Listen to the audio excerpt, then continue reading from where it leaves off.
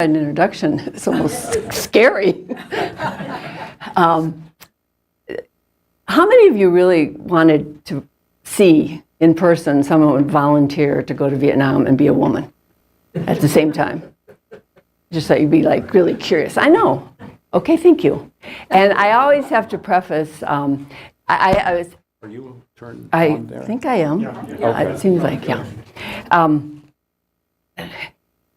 I have never done this talk alone. I have done it on panels. I brought one of the handouts from Regis University. Have any of you heard of the Center for the War Experience? They are more than willing and want to record your stories. And I just got connected to them. It's kind of a long story, but I've been on their panels with male vets, but I've never done this talk all by myself, so we'll see how it goes. The other thing I have to tell you right away is that I cry at commercials. So don't get upset if I get a little teary or whatever. He will tell you, it just, you never know, and I never know when it's gonna come. It just all of a sudden, you know, the nice little thing. So don't be worried about that. Okay, so I will try to explain my journey of why I went. I didn't go because I wanted to be, there you go. If that isn't a 50s, 60s family, right? You want to guess? Irish Catholic? Uh-huh. This is the lovely me. Anyway, yeah. Oh, God. Anyway, actually, this is really embarrassing. You're going to start seeing the pictures. My hair hasn't changed all that much, except it's all gray. I was like, my God, you have the same hairstyle? Anyway, at least I didn't have the bubble. But yes, this is our family, and it was the hated Christmas picture. You can see how happy we all were about having to do it. And I think my youngest brother, he was 10 years younger than I am. I think he just got in trouble from my dad because he wasn't standing right or anything like that. Anyway, so it was really a wonderful, good family life. But it was very Irish Catholic. It was very protected, somewhat conservative, and it was in. My grandfather used to say we lived out on the farm from Chicago. It was 25 miles outside Chicago, but it sort of was more farmland now. It's not anymore. So all that going into my upbringing, but then also being raised during the 60s, which was a very different time. So basically the greatest generation raised me. I had the most incredible, loving mother, and I will have to, because I'm very proud of him, this is my dad. He was 23 when he was sent to be the pilot of a B-17. Very, very proud of him. He did 35 missions. He kept a map of every mission, and we have it framed in our living room stuff. So that's kind of a very big, strong message that I got growing up. But then I also went to college during that time, where there were numerous protests. My parents really still insisted on all the Catholic stuff, and so I had to go to a Catholic college. So there was protests, but they were nothing like Madison and places like that. But the time was so polarizing. I, back then, thought it was the most polarized our country would ever be. Silly me. But the protests, all of a sudden questioning the government, which is something my father certainly never did, very rarely anyway. And the big turning point was the Democratic National Convention in Chicago. And that is when I grew up. I didn't go, but my mom and I and my dad were watching it on TV, and my mom and I were horrified by the brutality on both sides and all this kind of thing. And my dad, he loved flying, but with all these kids, he couldn't find a flying job, so he joined the Illinois National Guard, and so he flew for them. So he was saying things like, well, where's the National Guard? And I mean, I just got this feeling like he was cheering on some football team or something like that, and it just really confused me, because I just trusted everything he ever said, and then all of a sudden I didn't trust it. I realized I don't believe exactly the way he believes. And I had to process all that with my friends in college and everything, that I could still love him, but we didn't have to believe in the same thing.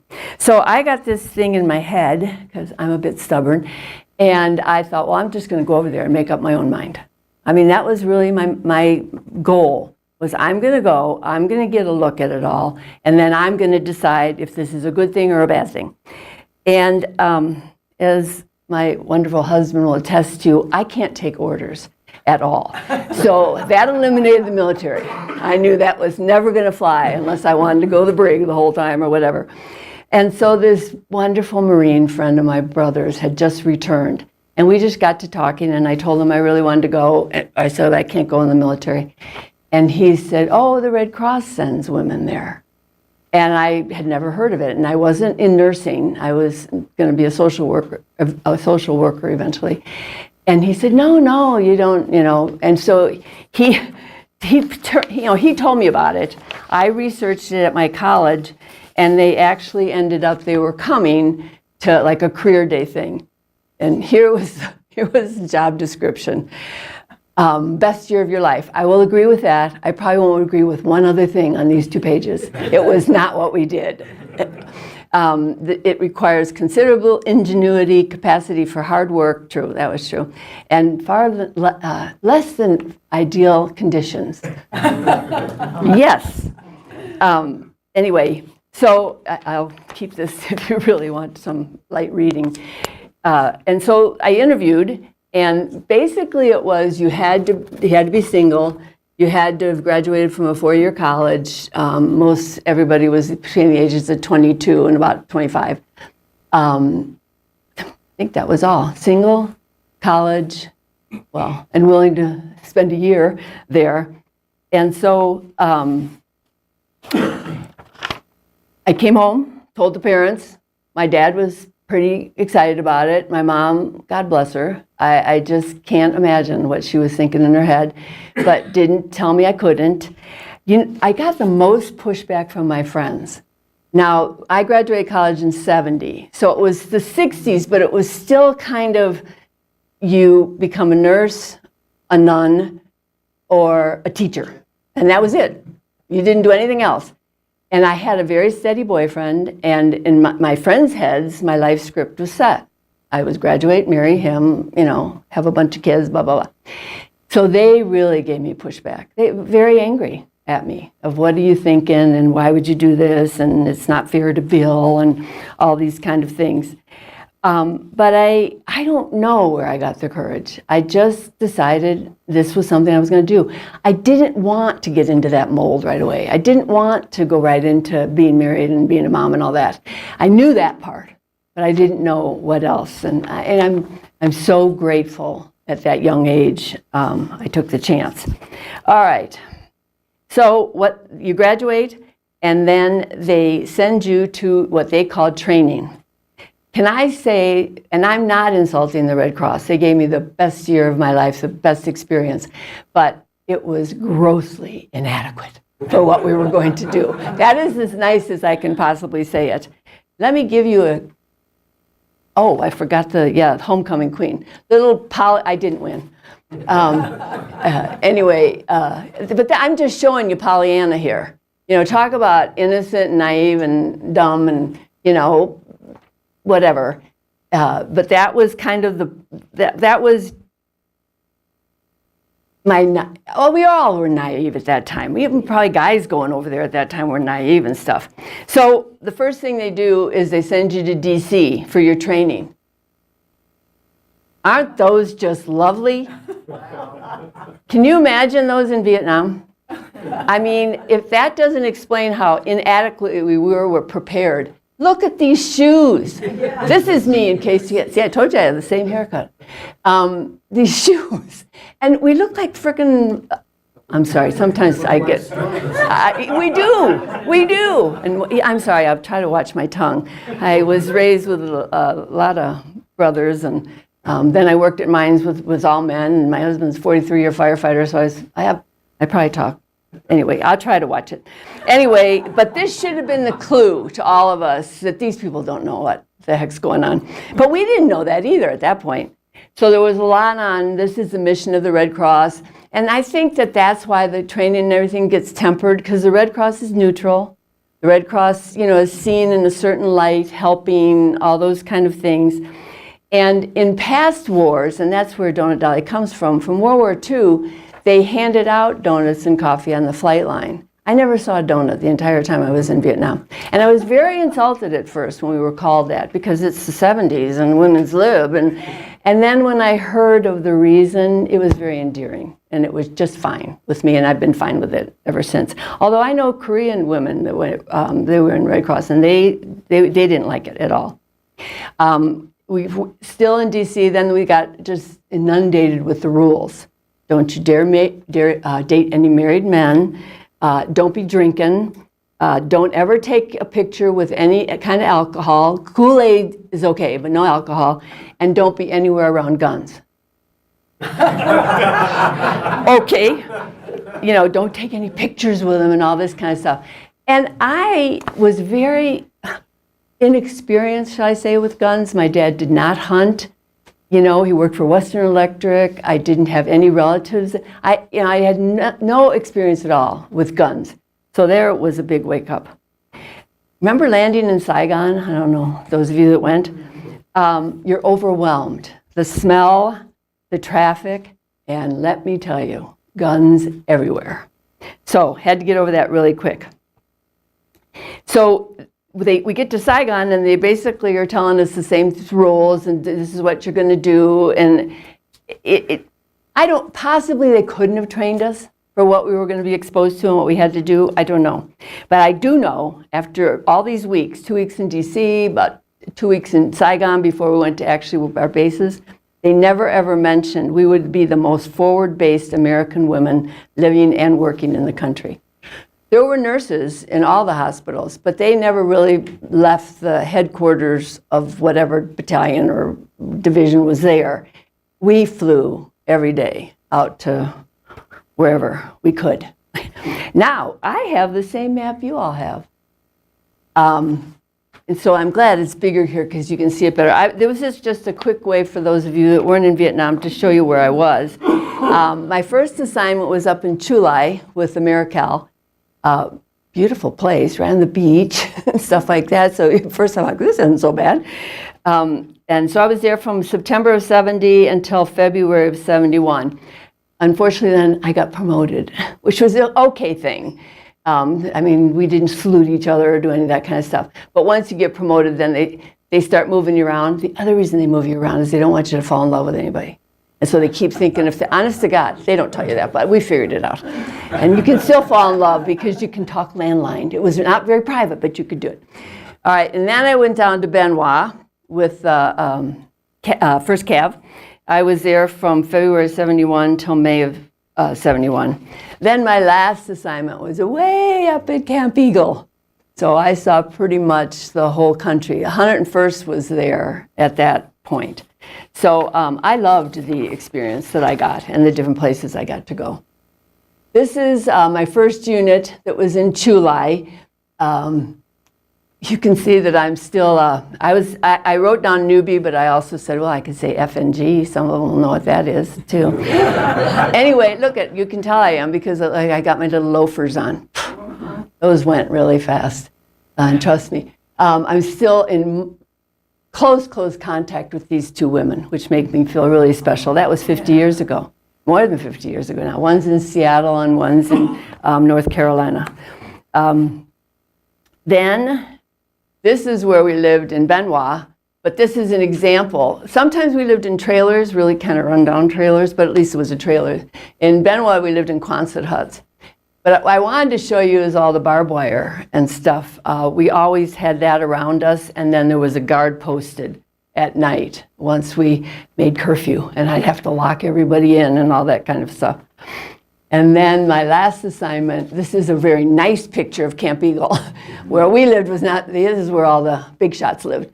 We lived in some trailers that surrounded a bunker which was full of sandbags. In 70-71, there wasn't as much use for bunkers, and so we refused to go in it because it was full of rats. And so we thought we'd just take our chances with the rockets rather than the rats and stuff.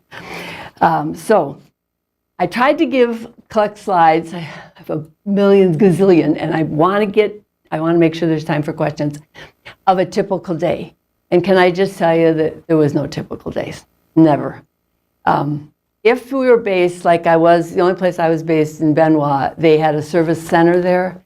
And so this was a place, and that was more familiar with what Korea had and what World War II had, where guys could get out of the fight and come and play checkers and talk to somebody and take a break and get that touch of home, whatever. Vietnam was not equipped for that. There were many, many places, Camp Eagle, Chu Lai, they didn't have any of that. And most of the guys were out in the field. They didn't come back. They stayed on these fire bases. And so the Red Cross had to create something that could be mobile, that we could go to them and give them this break, this fun and games, diversion, home, so to speak. So, and I actually liked going on the forward runs a lot better than staying there. Our transportation was, we call them slicks, Hueys, I guess. I don't even know the real term for them. We just always called them slicks, and I loved them. And I don't like they've replaced them with Blackhawks now. What's wrong with those? I love those slicks. But anyway, they didn't ask me. So the night before, we'd plan our runs, and we'd call different, medevac units, anybody that had chopper units, to see if they were going to certain fire bases. You can see they were way out on top of mountains, and we'd have to negotiate to try to see, and you couldn't always go to the same one, you had to go and see different ones all the time. So we would do that the night before. Then we have to get up really early because these guys had a whole bunch of work ahead of them, and get out there, and that's why we had the flight jackets that I have in this. You guys have it on your picture there. I don't like that picture, but my husband and my daughters do. They say I look badass in it. I think I look mean, and what kind of donut is going to look mean? But whatever. But I treasure that field jacket. I especially treasure it in the morning because there's no doors on them, and you're freezing stuff. So that was how we'd start. And if you were really unlucky, you got to go on one of the Chinooks. See, I said it properly. I didn't say the other term for it. But they were so loud and so windy. And after a while, you'd figure out if you positioned yourself so that the pilot saw you were loading on, they'd at least let you come up kind of towards the front where it wasn't so loud. Terrible, but we did what we had to do. All right, then you get up on the fire base, and there we are. I mean, powder blue. Seriously? Could we be a better target, Anyway, that's what they picked. And then we'd have this big bag, which would have all our program stuff in it. The guys were always so sweet. They would do anything, carry our bag, do whatever. I drank a lot of warm Frescas in my life over there. When you'd get to the base, you'd go around and you'd check in whoever was the top dog and say, okay, who's in? Because the grunts, the infantry, they would come back periodically and be on the fire base. To them, that was like the rear.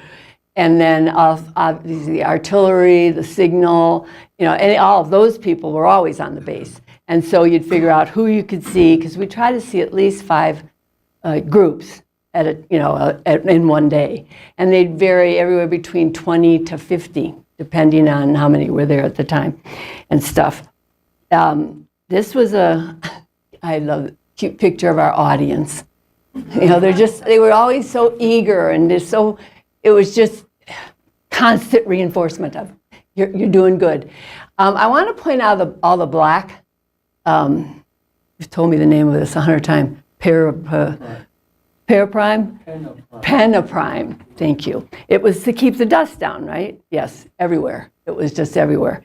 And you'll see, after a while, it was all over my uniforms all the time.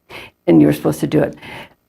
Okay, yeah. So this is what we were going into. And remember those uniforms back in Washington, D.C.? Wouldn't those have just been lovely? Especially that little hat, keeping that on in a helicopter. That would have been great. All right, what did we do when we were out there? We would create programs. This would be a group that we were visiting with. We always traveled in twos. That was kind of the rule and stuff for safety and for a lot of reasons. And then we'd try to keep it around an hour. And basically what we were trying to do is have some sort of fun diversion and get them thinking about something besides war. Sometimes it could be very simple. This is my other dear, dear friend that I talk to all the time now. In fact, she's going to go back in the Red Cross and go overseas to help families and servicemen. Anyway, this was paper airplanes. Who could throw the paper? I know it seems, you know, with Netflix and everything else, we're like, really, seriously? Oh my gosh, they loved this stuff. Any of it. And you make it a competition, they would have done anything. Anything. Make it officers against enlisted men. Oh, you could, guys from the South, guys from the North, you just knew how to play it. So that was paper airplanes. This was, we'd get it all tangled up, and they had to, you know, we'd time them of who could get untangled the fastest. I cannot tell you how they would love this. That's how bored, and anything that they wanted to do. Luckily, you never knew what they were going to throw back at you. You know, remember the average age in Vietnam was 19.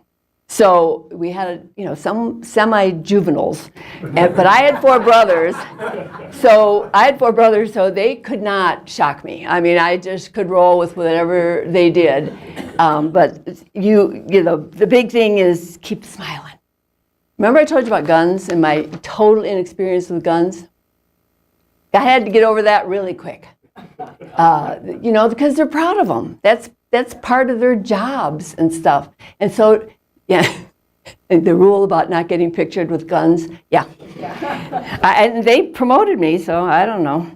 I had to quickly get over my fear of them, and these were a lot of the boards we'd create, because everything would get wet, and so we had this weird kind of tape and plastic you could put over it, you could write on it. I think this one was they had to match the patch with whether it was Signal Corps or those kind of things.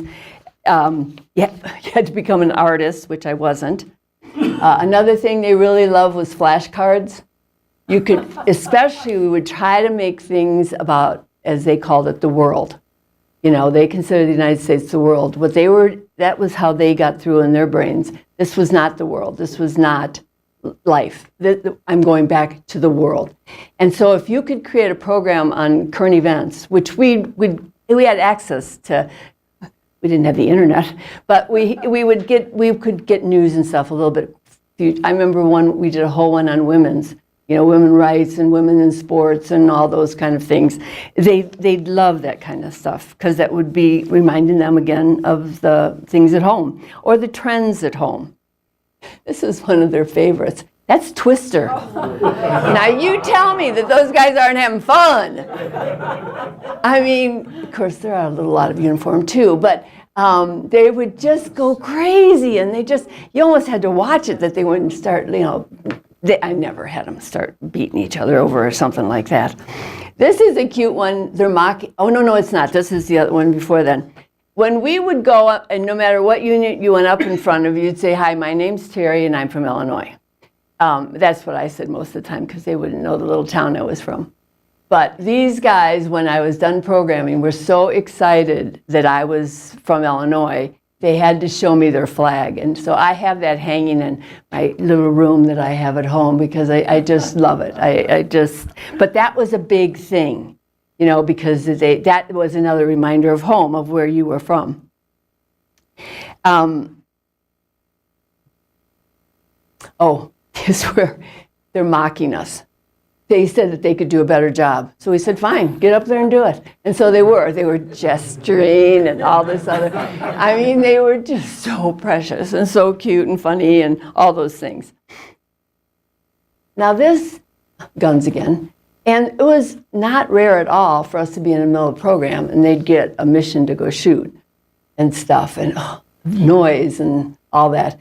But I want you to notice the beauty of Vietnam.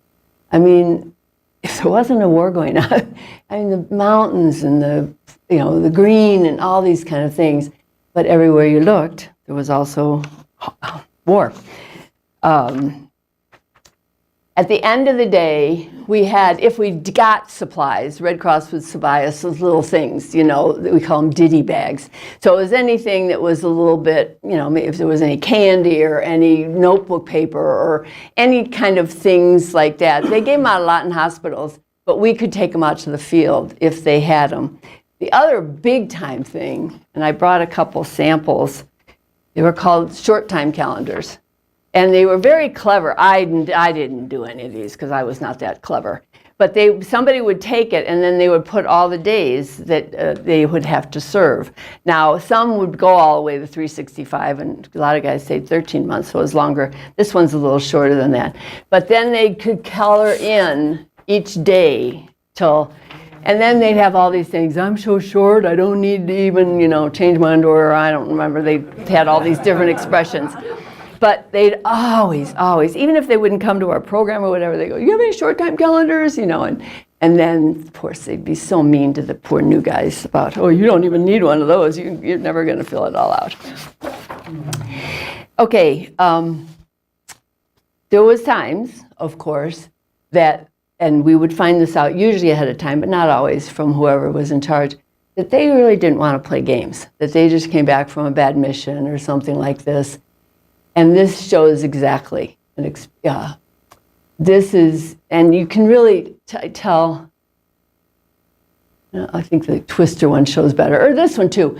I want you to show the experience, their faces there, playing around with us versus here. Because they're going out.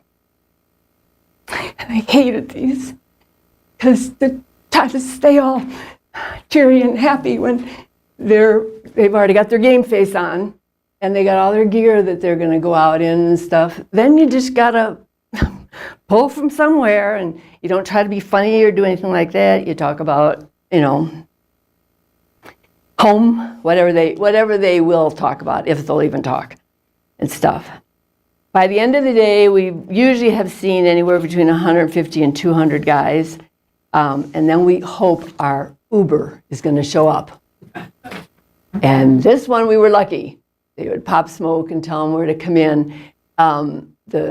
You didn't know always. You'd have one scheduled, but of course, if they got another call, they couldn't say, oh, I'm sorry, we have to go get the donut dollies. You know, they had to go do what they had. The funniest thing would be when one wasn't there and they'd put it on the radio, we got donut dollies out of here, and then like 3 would come. Then all of a sudden they were available. So that would be, that's how, you know, that usually, I don't know, we'd be 8-9 hours there or something, and then whatever showed up, you got in it. This was a loach and stuff. That was one of the hardest things for me, was to leave the fire bases at the end of the day, because they'd always be just hanging out there, you know, just staring. And we got to go back. It was not luxurious what we were going back to. It was a lot better where they were, and we were relatively safe. And so that's when I became so attached to the peace sign, because that's what they would do. They would flash us the peace sign. We could hang out the chopper and flash it back at them. So at least, and you know, we hopefully were going to come back soon. Keep in mind again, remember the Washington, D.C. uniforms. There. That's what we kind of disobeyed that rule too. It was the 70s. We weren't going to wear these things down. I would have been a nun if that's what I wanted to do. And it was hot. Now I will say that we call them culottes. I don't know what the heck they call them now. But I would wear those all the time, because you're getting in and out of helicopters and everything else, and they were so much more comfortable. But here is just that red dust and that tar, and there's I didn't have a lot of patches then, so I must have been somewhat new. My hair, I have naturally curly hair, so you could see what it would be like in Vietnam. And I actually tried to keep it straight sometimes. I don't know how I did that. But yep, that's one of my favorite pictures. That's what you'd kind of say, hard day. So when you got back to where you were living, maybe shower, not always, and certainly not hot. you had to make all those programs. You always had to keep recycling them so that they weren't seeing the same thing. So you'd have to create them, and then you got to do all the artwork for them. Then, because I was a unit director, I'd have to start begging the rides and calling and seeing who goes where. The other thing that they would kind of make us do sometimes, it was called command performances. You know, the general was entertaining some people, and of course they want women there, and so we'd have to like put on another different kind of a face. Couldn't be the same as when you're out in the field. It had to be a little more Red Cross-ish and stuff. Some other quick experiences. Sometimes the weather would not let anyone land for you. And this was, I can't even remember, but we had to spend the night. And it wasn't a fire base. It was a little bit better than that. You know how like a division, like Americal Division was at the headquarters, but then if there was a lot of guys, there'd be two other. Yeah. So it was a little more, you know. So we had to spend the night there. I don't know how they figured that out. And then it still wasn't good, but they needed to get us back because the Red Cross did not like you out overnight and stuff like that. So they gave us just a tad bit of protection because they were going to jeep us there. The irony here was there was supervisors in Saigon. There was like 3 or 4. The guys, when we'd be cleaning up the trailer and cleaning up the center and all this kind of stuff and getting our longer uniforms out and all this and getting our beads put away, they'd say, "Oh, a glazed donut must be coming." That's what they called our supervisors, the glazed donuts. Well, there's one of the glazed donuts, and she got caught out there with us, thank God, so we didn't have to make all these excuses of why we weren't back and stuff. So that was definitely a experience. And you're going to Oklahoma? Were you at USSO? That's it. Yeah. They got word that they were close to where there were girls. They were out in sea. I mean, you know, you didn't pull into port. So whoever, is it an admiral? Who's the highest person? Admiral, yeah. Okay, he calls and says, "Got girls?" And, you know, he didn't say it that way. I didn't take the call. But he sent his helicopter, fancy helicopter, to pick us up. Still guns. Never get away from the guns. But you know what one of the most exciting things was? It was a different color uniform. They're not OD green. So it was like a treat, you know, to just see a different color and stuff. I pulled one of my, they were all, I felt like I was USO, you know, whoever used to entertain back in those days, because they were just hanging all over the place.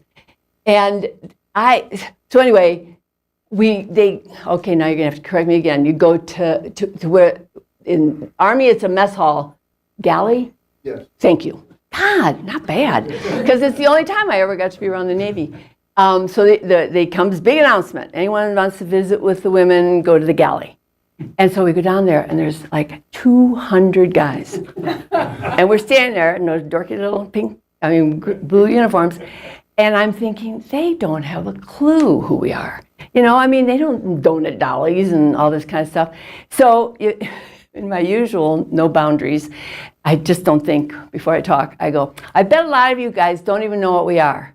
And there's dead silence, and the guy in the back goes, ain't been that long.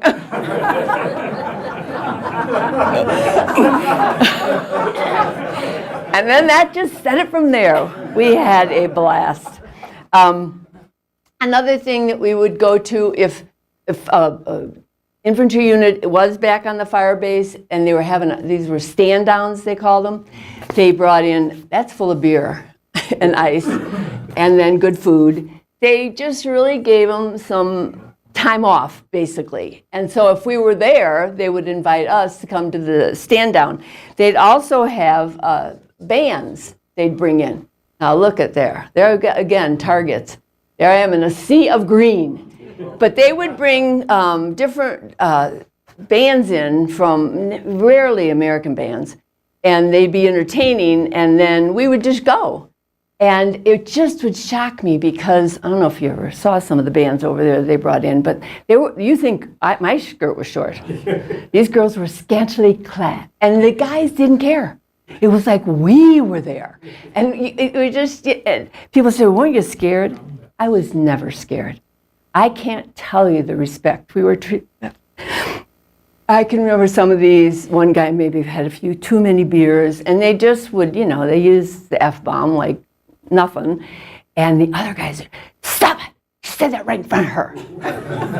Now, I had 4 brothers, and I've heard the word, but it was such a violation because we were home.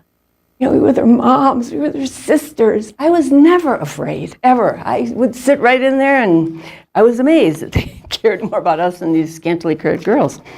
The other thing sometimes we'd go to, this was Da Nang. You can't really see, but there's a beach there. To stand down if you were close to Da Nang. When I was in Chu Lai, Da Nang was not too far below us, so we could go there. So then sometimes we would just go and visit with them there. This picture makes me sad. Can you see the bracelet? It's a timing chain from a helicopter. The lore was if you crashed in a helicopter, everybody got a piece of the timing chain, and then it showed that you had crashed. And I didn't crash, but a guy did. And they give you the shirt off their back if they could. We gave it to me, and I had that for years, and I treasured it. And we lost it going back home to visit family. We were out for pizza, and all of a sudden I got back to the hotel, and I was like, it was gone. Oh my God, it was heartbroken. Whatever. Probably one of the greatest but toughest days, Christmas.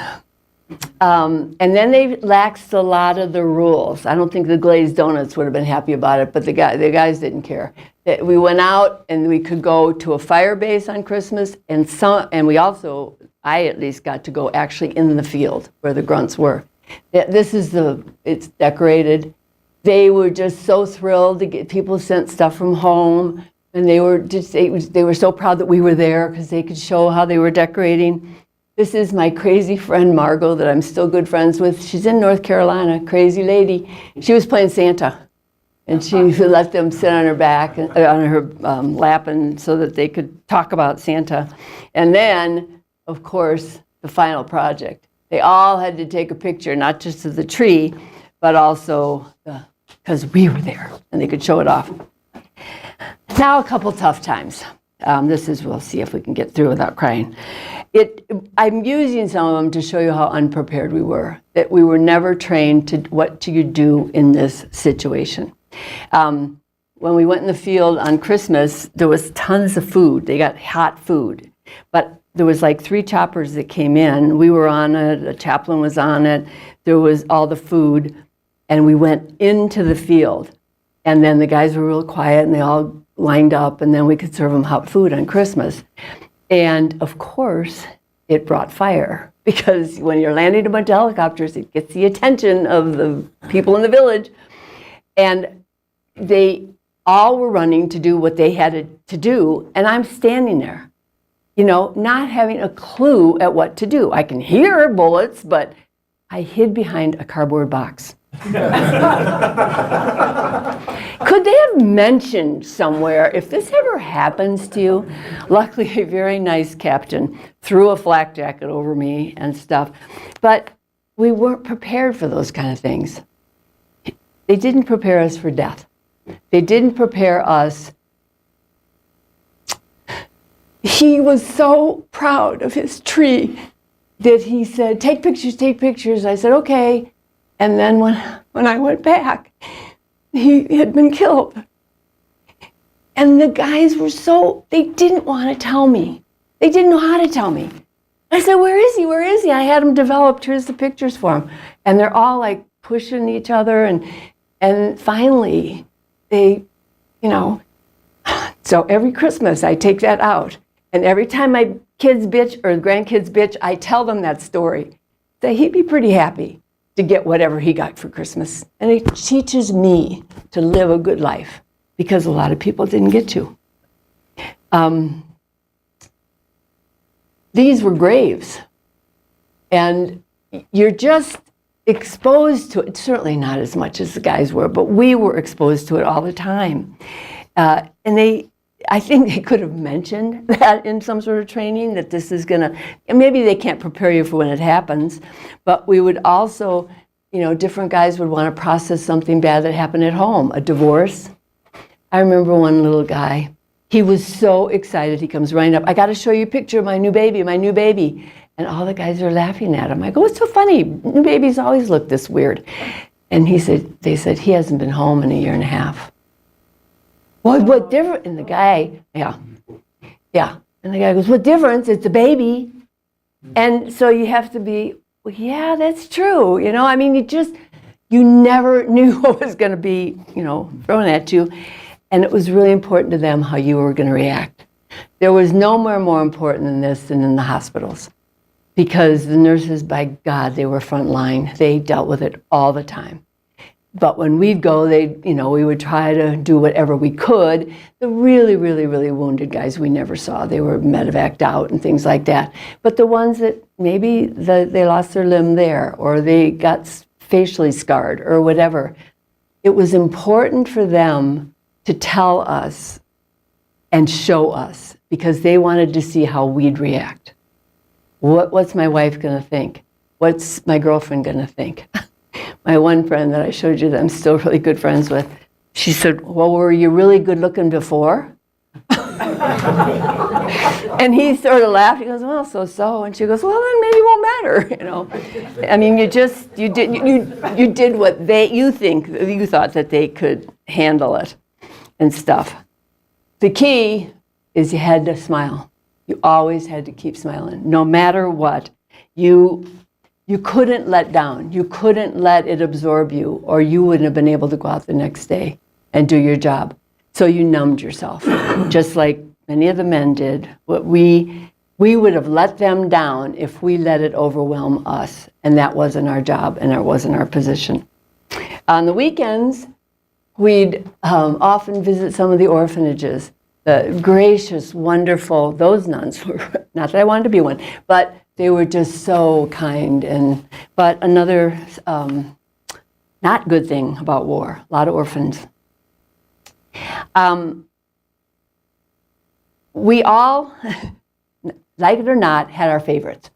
I liked the enlisted men a little bit more than the officers, because I usually could relate to them a little bit better and stuff. The good officers, no, and you could tell who the good officers were because their men really respected them and stuff. I had one real bad encounter with a colonel that we got to the firebase and he said, you're not seeing any of them. And we said, why not? And he goes, because they didn't have enough kills. And I'm telling you, for me and no guns and things like that. So I ratted him out. I told the general. I got back to base and I said couldn't even go on the firebase.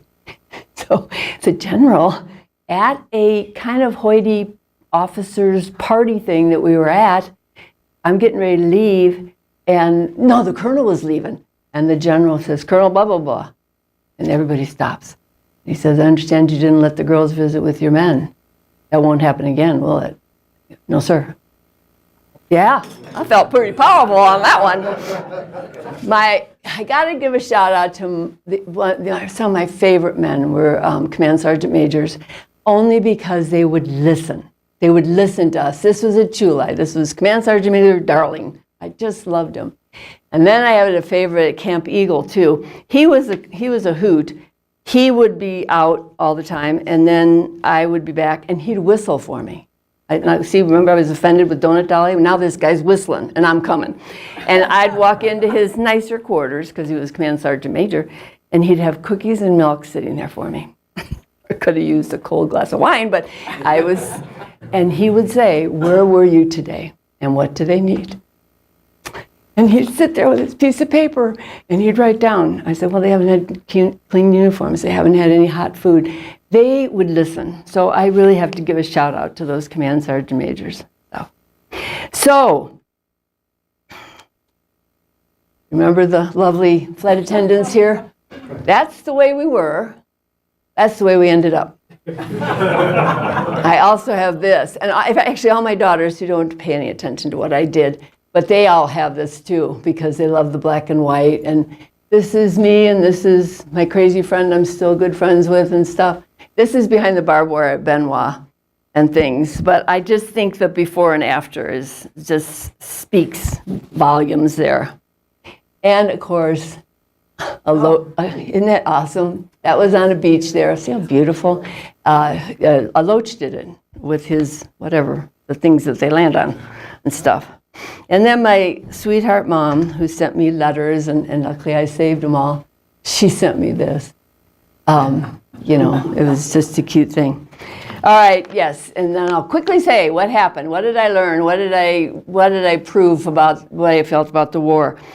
First, I thought I had landed on a different planet because you land in Travis Base, and then all of a sudden I got down to San Francisco so my friend could meet me. And the first woman I saw had piercings all over her face. Now, I had been totally away from all this tattoo piercing, crazy hippie, all this kind of stuff. It was a shock. The other shock is my friend, who had already been home, she took me to a Giants game. And I'm walking across a 6-lane highway that freaked me out. And then I realized nobody's looking at me. And she's laughing because she knows what I'm going through. Because you're used to being Miss America. Didn't matter what you look like, sweaty, awful, whatever, it didn't matter. And nobody's looking at me. So that was, you had to adjust to that really fast. Okay, so how did I get from little Miss Pollyanna, whatever, to, this is on that beach there too. What I learned quickly, guys don't care if you see them pee. They had these big barrels on fire bases, and those were their urinals. And you'd come around a corner and you didn't know where one was, and all of a sudden, and they'd be, hey, hi. They didn't care. I had to tell that story because our government and many of the congressmen had no idea what was going on either. We had one come over when I was in Chu Lai, and I said, why are you here? He goes, well, we have to figure out about this war, and are we going to keep financing it and stuff? I said, oh, how long are you going to be here? He said, 3 days. Oh. Okay, that night I saw him at the Officers Club, and he had on civilian clothes again, but they didn't fit. They were all tight and weird. And so I said to the major, what's up with that? Okay, I told you that the urinals were in the ground with netting over it. He stood on the netting. So I thought, oh great, you're going to figure this war out, but you don't even know how to take a piss here. He fell in it. I thought, boy, is that just talk about, and I'm not saying they were all that way, but that certainly was. It was unfair who got drafted and who didn't. It was very unfair. This college thing, Creedence Clearwater was my, they sing the best songs. One of my favorite, I Ain't No Senator's Son. And so I have to go. My husband went to Golden High School, and in 1968, they had 8 guys die just from that class. That's a small town that they didn't go to college, and so they went to war. I've learned, coming back and visiting, soldiers went over there thinking they might fight for their country. They ended up, certainly when I was there, because everything was winding down, they really were fighting for their buddies. They were just so loyal to their buddies. I got no clarity. I realized I could see the warriors as very noble, and I could still not see it as a noble war. I realized I could change like that, a role from being mom to laughing, all that. I had to relate to 18-year-olds all the way up to West Point graduates, generals. I learned how to kiss butt when we needed rides and stuff like that. I tucked away, I used gallow humor, I used whatever I could to get through. The guns, I had to get used to the fact that they were somehow killing. I would be somewhere and they'd call in a strike and the Cobras would come in and then it'd get worse, and you just had to freeze it out. It was the hardest, toughest, scariest, most challenging year. Changed my life forever. And it gave me direction. I realized I didn't have to do what was prescribed, and it put so many things in perspective. I got to give joy every single day, and I got it back. A biggest thing that I saw, 19-year-olds would go from being boys to men like that. We would be programming, we'd be having fun, we'd be playing games, and there'd be, I'm sorry, this is a terrible racial thing, but they would yell gooks in the wire, and their faces would go from these 19-year-olds to, they just changed like that, just like that. And they all would run, and they'd go right to where they were supposed to go, And then if it wasn't all clear, they'd all come back and they'd get their little, opie faces back on again so they could play games and stuff. It was something you can't explain until you experience it. Most of us returned to the same thing all vets from Vietnam did. And I think sometimes they looked even more down on us because we were women. What were you thinking? How could you have done it? You're all baby killers, that whole thing. So we all shut down. We just shut down. We didn't know how to relate. We didn't know how to tell them, why and if and explain it. And so we held it inside. And it took us years to talk about it too. I had got my bad marriage out of the way, married a vet because I thought we could relate, and he did move me to Colorado so I could meet the love of my life. Because he doesn't like crossing the Platte River, so he never would have come and met me. He is born, raised golden. And so it took me, all of us, a long time to claim we were veterans because we weren't in the service.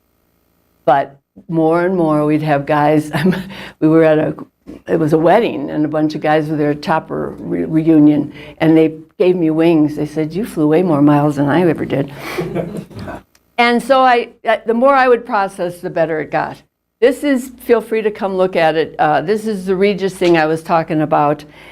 Being on panels, this is my first, I did it by myself, but the more I can bring it out, the better and more comfortable I can feel. And then I keep talking with all these women, and when you have like experiences, then you can share that. Like, how did we do it, and things like that. Whew. Please, thank you. I know I couldn't have answered everything. So believe me, I've been asked everything. Nothing will embarrass me. Why do they call it donut dollies? Okay, because of the World War II. It was, and actually now they're tracing it back even to World War I. But the Red Cross women back during that time, that's about all they could do. Is they had donut machines. There's a book. It's called Goodnight Irene, and it's written by an author that discovered his mom was one, and they would go where they could and hand out donuts, and so it just was a nickname. It's just not something we ever did, and it's the history behind it. It's very special. Do any of you have questions, or do you have an experience that you can remember when a donut dolly came and visited? Oh, you can, even if it was a bad one, it's okay. I know there's a lot of, we've heard them over the years. They made me pay for coffee. You could pay them for sex. That one I loved. Because the National Guard guys decided, that came back from Vietnam, they decided to share that with my father. And my father had to come home and say, and I said, "Dad, I never saw some girl lining guys up. We would have all been millionaires, It's not what happened. It's not what happened. But that was some of the thing. Or they'll only date officers. And, there's the typical stereotypes about a lot of different things like that. Did I know women that dated married men? Sure. But I did not know one woman, and I was stationed with many of them at different places, that was actually making money on the side by putting out. So when you went and told on the Colonel? You went to the colonel, the colonel. You don't have any idea how that, if he sided with you or the. Oh, the general definitely sided with me. That's why I knew it, not only because he called them out, but he called them out publicly. Wow, okay. Because I think he was sending the message to other ones too, Right. that we're not here to help you get rank, so that you have more, that we had a mission and we can't do our mission if something like that. It was just a bad experience. Yeah.